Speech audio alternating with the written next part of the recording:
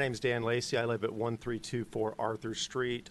First of all, I'd like to thank the Commission for having me here. I'm going to speak on agenda item 20.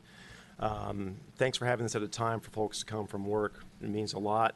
I've been a resident of Hollywood Lakes for about 20 years, and you're going to hear a lot of people tonight talk about a lot of different subjects about this proposed public-private partnership, and I'm pretty much going to agree with those that are opposed to those. The point I like to talk about are a couple things.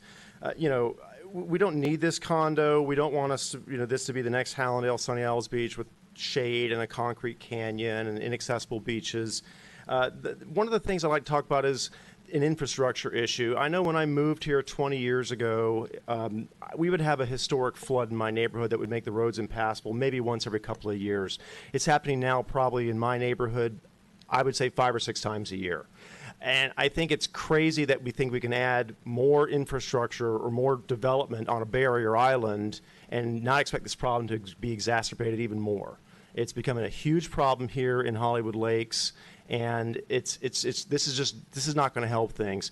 But honestly, the main thing I would like to talk about more than that is the liability that we're going to incur if we start this, because this is going to be a 99-year lease, and essentially that's going to become a 99-year liability monkey on the back of Hollywood, because anything that happens on that property we get in bed with, and it's going to become an issue of, even if Hollywood's not at fault, if there's, God forbid, a Surfside type of situation, because we are seeing coastal erosion and flooding, even if it's a minor thing, even not like Surfside, folks are going to go after the deep pockets. And I know Hollywood doesn't have deep pockets, but folks think we do, and they know that cities like to settle.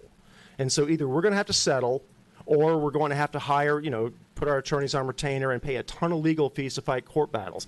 That's going to be happening for the entirety of the 99-year lease. And even if it's not a Surfside issue, even if it's something minor, there's people on either side of that development that have the 5- and 6-story little condos that have been there since the 60s. They're going to say, hey, look, they violated the height restriction. Why can't I?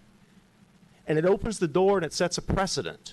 And once that precedent has been set, it's going to continue as a domino effect. And then you're just going to see condo after condo after condo until we're just another Hallandale, Aventura, Sunny Isles with just shade all down US 1 and A1A, inaccessible beaches.